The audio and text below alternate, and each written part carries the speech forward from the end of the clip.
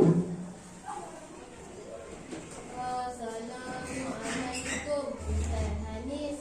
Assalamualaikum Ustaz Hanis.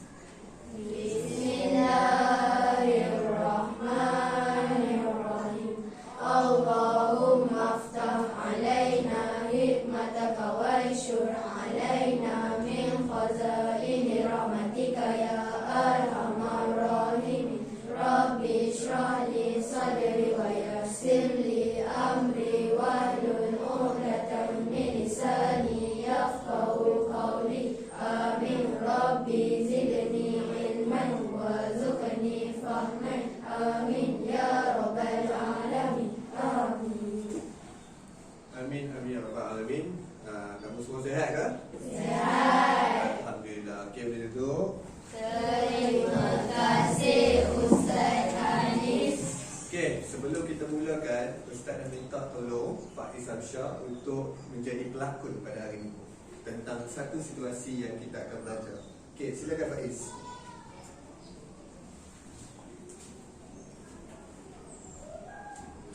Okey.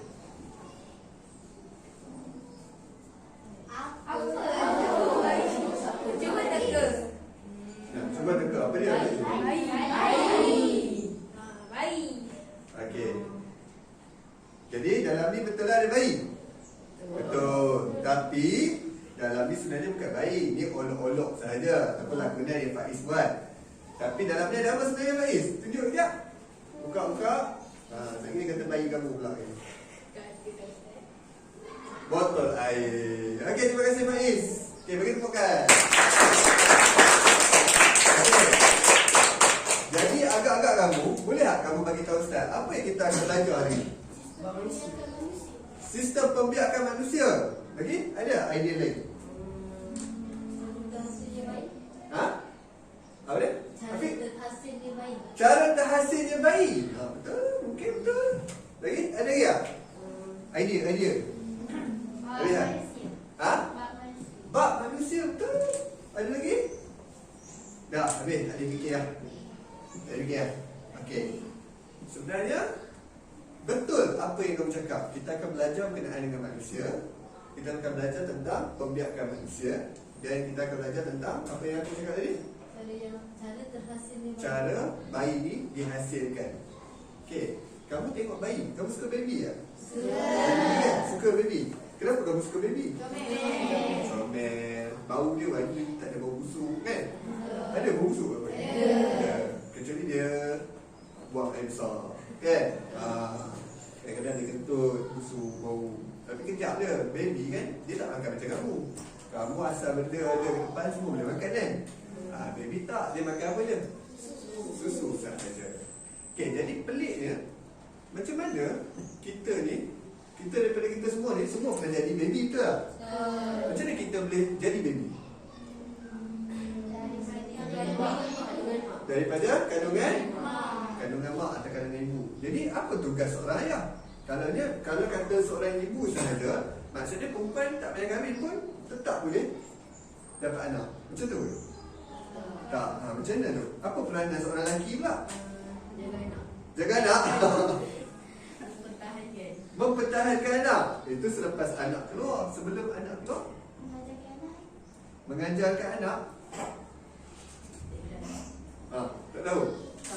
Tak tahu. Selama ni kamu tak tahu lah ayah kamu apa function dia, apa fungsi ayah kamu dalam keluarga. Tak tahu. Menjadi ketua keluarga, betul lah tu. Cuma dalam penghasilan bayi ni macam mana berlakunya tak tahu. Dalam satu dalil Allah menjelaskan bahawasanya manusia ni mula-mula terjadi daripada air mani. Air mani ni apa? Air mani ni adalah air yang dikeluarkan oleh lelaki. Terutamanya lah, perempuan pun ada air mani, lelaki ada lagi. Lelaki dan perempuan ada air mani. Jadi daripada air mani itulah terhasilnya gumpalan-gumpalan darah dan seterusnya menjadi daging dan ada tulang dan sebagainya. Maka terjadilah bayi di dalam perut seorang ibu. Sebelum tu kita duduk kat mana? Alam barzah. Alam barzah adalah selepas itu. Alam kandungan. Alam perut Alam kandungan. sebelum kandungan. Sebelum kita ada kandungan. Alam kandungan. Alam roh. Roh ni ada awal. Jadi bila waktu kita masuk roh kita ni ada jasad. Jasad tu adalah baby yang ada dekat perut mak kamu. Mak kamu lah kalau kamu kan. Takkan perut mak orang kan. Okey, mak kamu bila cukup dia 4 atau 3 bulan, 3 hingga 4 bulan, maka Allah akan memerintahkan malaikat untuk memasukkan roh ke dalam tubuh tersebut. Sebab tu kita disunatkan untuk memberi nama walaupun kalau anak tu gugur selepas 4 bulan. Selepas 4 bulan tu disunatkan untuk bagi nama. Okey. Faham? Tapi apa kena-kena kita belajar? Itu adalah kafahnya. Okey. Setiap yang berlaku semuanya Allah buat. Jadi Allah Maha bijaksana. Allah Maha pengasih. Betul tak? Allah buat kita dalam perut mak kita. Allah tak buat kita dalam telur. Betul tak? Tapi ada lapisan dia. Okey.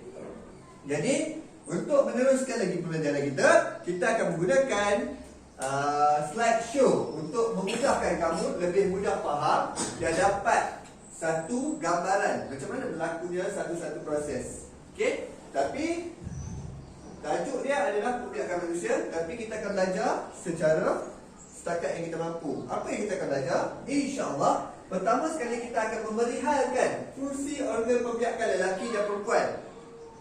Perempuan ada organ pembiakan, lelaki pun ada organ pembiakan. Apa nama dia? Tak tahu lagi. Nanti kita akan belajar. Dan fungsi dia, setiap satu benda yang Allah buat mesti ada fungsi. Kalau Allah buat, tak ada yang tak ada saja-saja.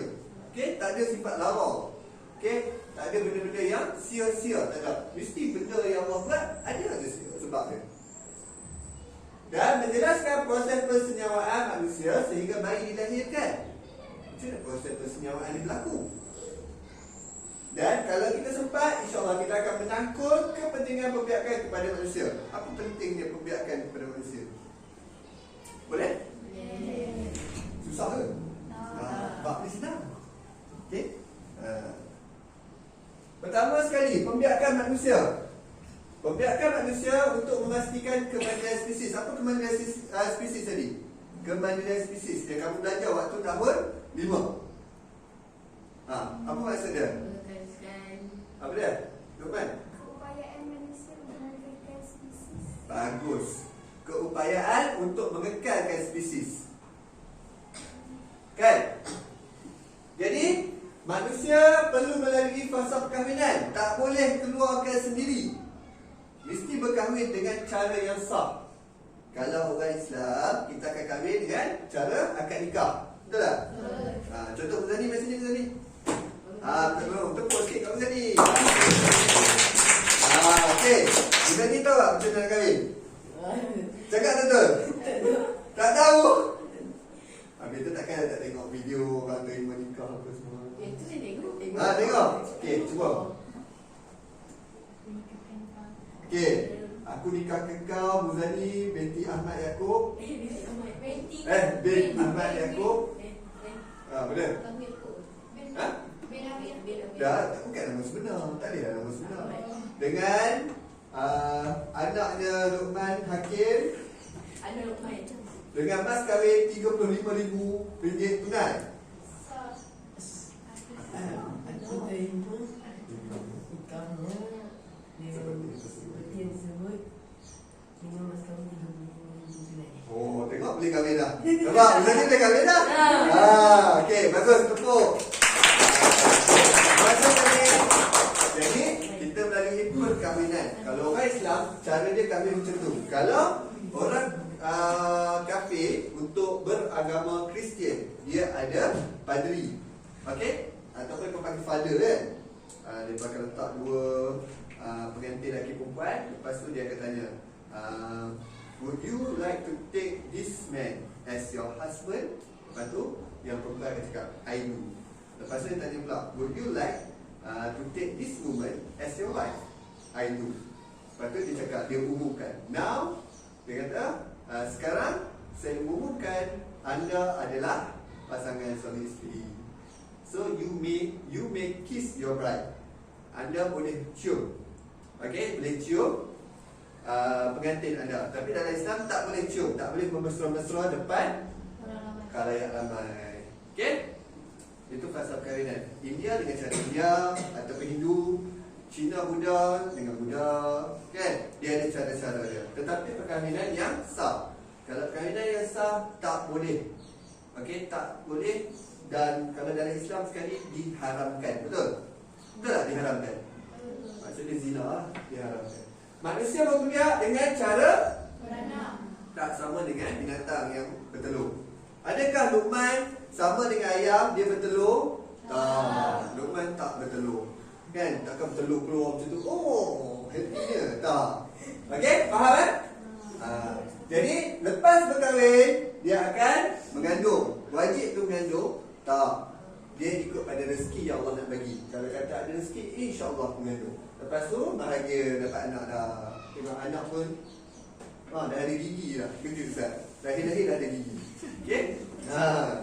Okey, seterusnya. Ini adalah organ pembiakan manusia bagi kategori jantina dia lelaki. Ini proses pembelajaran. Jadi, janganlah kamu fikir bukan-bukan. Ada dalam buku teks kamu kan? Okey, organ pembiakan lelaki dekat bahagian sini. Okey?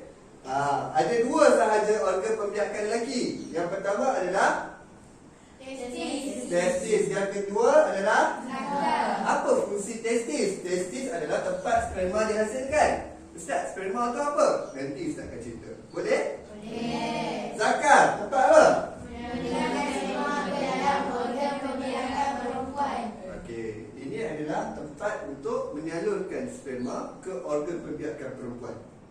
Okey, faham? Faham. Kalau Ustaz tutup, boleh ingat tak? Boleh. Apa dah? Testis apa dah? Tempat sperma dihasilkan. Oh! Baru berguna kan Ustaz? Okey, kau cakap Zakar? Menyalurkan sperma ke dalam organ pembiakan perempuan. Okey, bagus. Ada soalan? Ada. Okey, kita teruskan dengan organ pembiakan perempuan. Organ pembiakan perempuan juga di bahagian sini. Okey? Jangan letak organ pembiakan perempuan di kepala. Tak. Okey? Di bahagian sini. Jadi, lain dengan lelaki. Lelaki ada dua, perempuan ada empat. Perempuan memang banyak. Kan? Okey, apa dia? Yang pertama adalah Faras. apa maksud faras? Apa fungsi faras? Saluran yang menerima sperma dari zakar. Okey, tadi zakar untuk lelaki ni kan? Okey, dia terima sperma daripada zakar. Yang kedua, uterus. Tempat untuk embrio berkembang dan membesar. Uterus juga dikenali sebagai Rahim. kamu tahu kan rahim kan? Orang sebut rahim dekat perempuan kan? Kenapa dia letak nama rahim? Okey, Ustaz dapat Ustaz tak pasti, tapi kemungkinan betul. Sebab apa Ustaz dengar daripada ceramah seorang Ustaz ni, dia cakap, kenapa letak nama rahim? Sebabnya rahim ni maksud dia apa maksud rahim? Bismillahirrahmanirrahim. Apa maksud rahim? Maha pengasih kan? Maksud dia Allah sayang kat sini. Tempatnya tanda kasih sayang seorang ibu lah. Rahim ibu, bukan ar-rahim. Ar-rahim nama Allah, rahim ibu. Okey, maksud dia ibu sayang kat sini lah. Pasal tu ibu perut besar. Ada nampak lelaki perut besar? Ada, tapi penuh dengan makanan. Kan? Itu je perut lelaki. Dia tak ada baby dalam tu.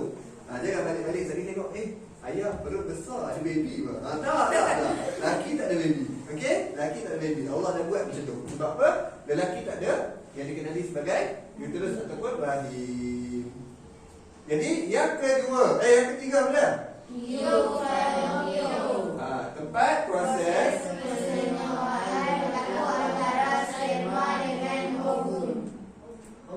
tempat persenyawaan berlaku. Okey, berlaku tu maksudnya dia macam bergabung lah, bercantum. Okey. Ovari.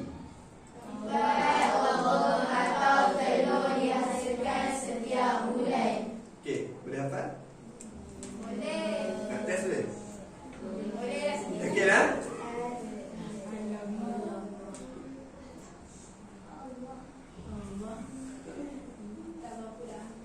Okey, silakan.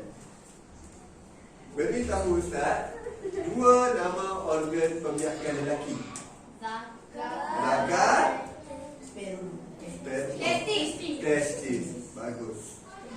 Berikan 4 organ pembiakan perempuan. Ovum 1. Paras 2. Uterus 3. Yang panjang sikit mula dengan huruf T. Mana perempuan ada testis?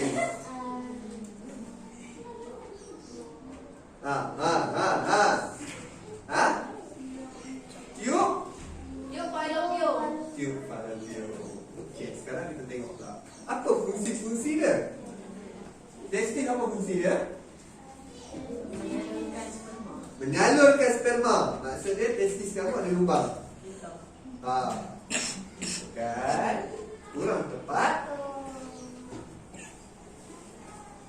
Kita ulang tadi. Baca sama-sama. Tempat sperma dihasilkan. Okey. Zakat. Menyalurkan sperma ke dalam organ pembiakan perempuan. Boleh ingat? InsyaAllah. InsyaAllah. Okey, kita try lagi sekali. Okey, berikan nama 2 organ pembiakan lelaki. Testis. Zakar. Okey. Apa fungsi testis? Menghasilkan sperma. Zakar? Menyalurkan sperma ke dalam organ pembiakan perempuan. Baguslah kamu ni. Okey, perempuan pula. Ni panjang sikit kan? Okey. Ingat dulu. Baca sama-sama. Falash. Saluran yang menerima sperma lalu pada tahap Uterus. tempat untuk embrio berkembang dan membesar. Uterus juga dikenali sebagai rahim. Tiup kali tiup. Tempat proses persenyawaan berlaku antara sperma dengan ovum. Ovari. Tempat ovum atau telur dihasilkan setiap bulan. Boleh ingat? Okey, kita try.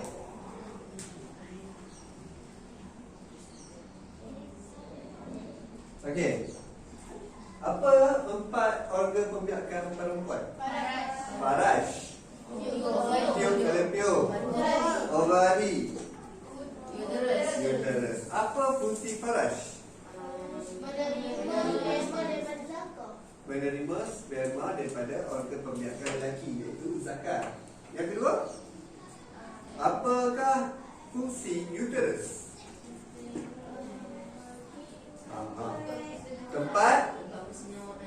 Tempat persenyawaan, ulang tempat. Tempat embrio membesar dan berkembang. Uterus juga dikenali sebagai rahim. Yang ketiga, tiup falopio.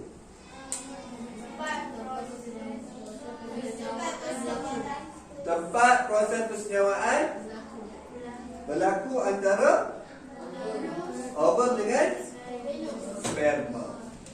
Ovari yang keempat, apa fungsi ovari? Menerima. Salah, kurang tepat. Tempat tak menerima. Tempat menghasilkan.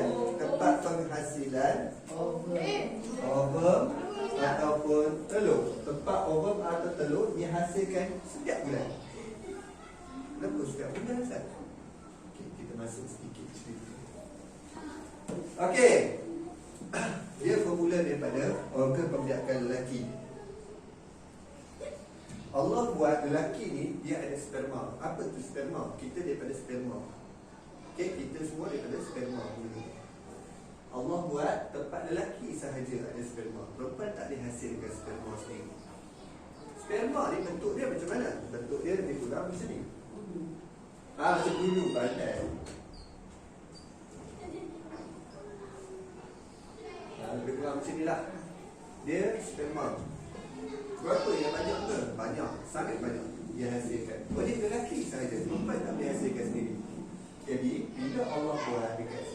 dapat sperma dihasilkan, bila sperma dia akan masuk ke sini dan dia akan keluar dekat zakar. Menggunakan zakar, dia akan keluar pergi ke mana? Pergi ke organ pembiakan perempuan, iaitu faraj. Jadi sperma ni yang tadi ni akan masuk ke faraj. Okey, masuk ke mana? Tunggu sini. Tak, dia melalui uterus, dia akan pergi ke tube fallopian. Okey, ovari dua-dua ni, tube fallopian berdua. Okey, dia akan pergi ke tube fallopian. Dalam masa yang sama, perempuan juga dia akan mengeluarkan telur. Ovari akan mengeluarkan telur kat sini atau kat sini. Dia akan keluarkan telur untuk pergi ke sini. So telur ni akan pergi ke sini dan waktu itulah berjumpa dengan sperma dan bercantum. Okay, sperma ni kalau bahasa mudah dia akan masuk dalam telur. Okay, maka bila dia dah dalam telur ni, dia akan pergi ke sini. Okay, bila kat sini dia macam menempel dan lama-lama dia akan membesar. Daripada embrio dia akan berkembang jadi zigot dan sebagainya, fetus, dan dia akan keluar balik. Sebab tu perempuan ni beranak. Faham? Dan dia akan keluar sebagai baby. Itulah asalnya. Kalau tak ada lelaki, perempuan tak boleh beranak. Faham? Jadi proses semula jadi yang Allah buat untuk lelaki dan juga perempuan. Walaupun sekarang dah ada teknologi baby tabung uji. Kan? Ada kan? Orang biasa dengar kan? Macam contoh penyanyi terkenal guna tabung uji. Ustaz tak ingat Azim? Swift. Ustaz tak tahulah. Tapi ada dah artis-artis yang buat tabung uji, baby tabung uji. Okay? So ini proses yang normal, lelaki dan perempuan. Bila berkahwin, maka dia boleh membuat, orang kata, persetubuhan. Okay? Itu normal. Okay? Tapi syarat dia mestilah dengan perkahwinan yang sah. Kalau tidak, kamu buat macam tu tanpa berkahwin, dikategorikan sebagai zina. Kalau ikut hukum hudud, zina kena sebat di belakang sebanyak 40 kali. Baik lelaki dan juga perempuan di khalayak umum. Itu hudud. Sebab apa? Allah cukup tak suka dengan perbuatan-perbuatan seperti itu. Allah dah menghalalkan dengan cara berkahwin, maka berkahwinlah. Okey? Jangan kita buat benda yang tak baik. Sebab sekarang, ya, pada tempat. Macam mana perempuan boleh terima sperma? Macam mana perempuan boleh terima sperma? Zakar tu akan masuk ke sini. Akan keluarkan sperma ke sini. Sebab tu dia tulis sini, saluran yang menerima daripada zakar. Faham tak? Ini tujuan dia pembelajaran supaya kamu tak salah langkah. Kan?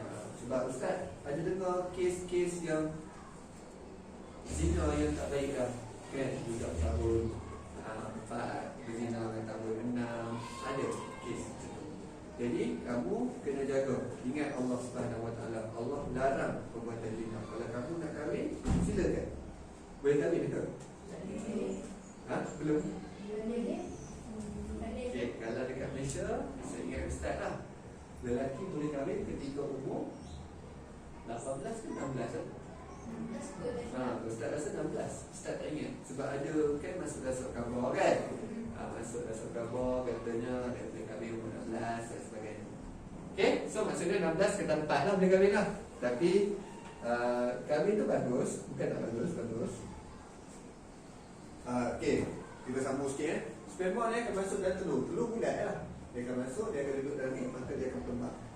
Okay. Semua kamu, semua termasuk Ustaz sekali pun sama.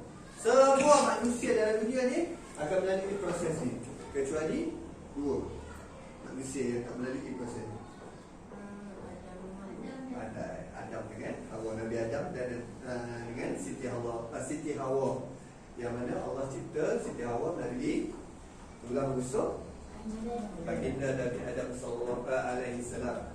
Dan manakala Nabi Adam pula manusia pertama yang diciptakan oleh Allah macam mana? Daripada tanah. Okey, boleh?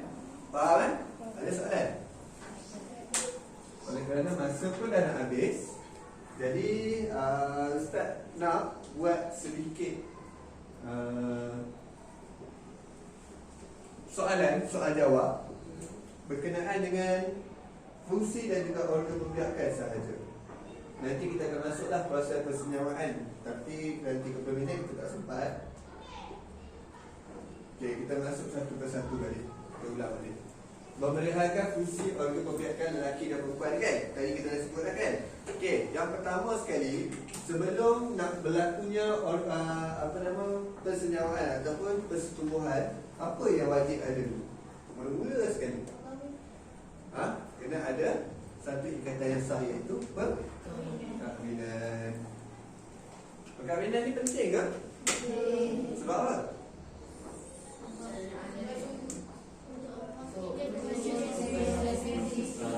Pergerakan manusia penting untuk kemajuan spesies. Soalan Ustaz, kahwinan ni penting ke? Penting. Kenapa? Untuk memastikan spesies kita ataupun memastikan kamu akan dapat zuriat, dapat baby. Macam mana Pak Isamsyah tunjukkan tadi. Kan? Baby kan comel lah ya. Baby kan comel kan? Dan happy kalau dapat baby. Ustaz dapat baby. Ustaz ada baby seorang kat rumah. Umur dia baru setahun. Sorry, esok pun cukup setahun. Okay. Best dengan baby. Gelagat dia kan. Dia suka datang kat kita lah. Ustaz balik-balik tu dia tengok Ustaz dia seronok happy. Kan, ayah dia biasalah kan. Mesti ada seronok. Kalau dia tengok Luqman mungkin dia tak seronok. Tak tahulah.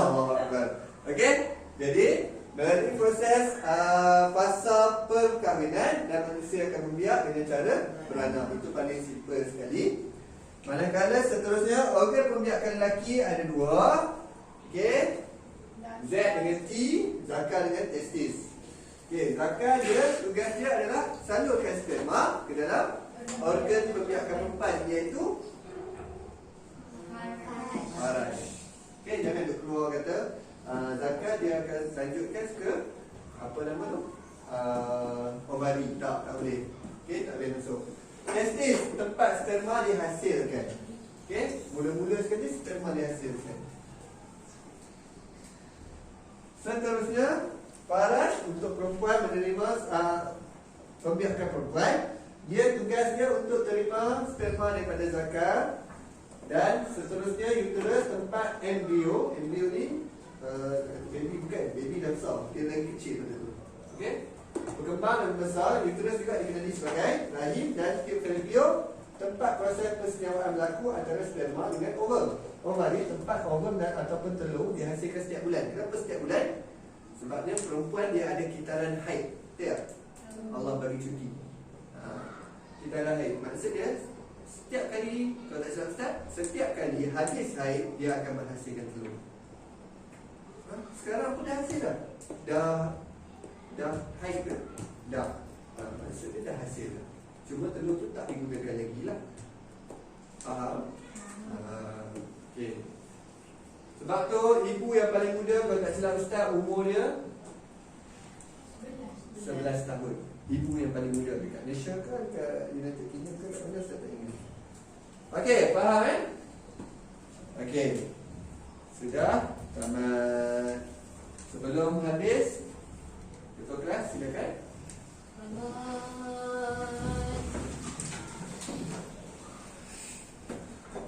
Terima kasih Ustaz Hanis. Terima kasih Ustaz Hanis. Mohon maaf, minta restu. Doakan kami Ustaz, kami sayang Ustaz. Okey, sama-sama. Bye.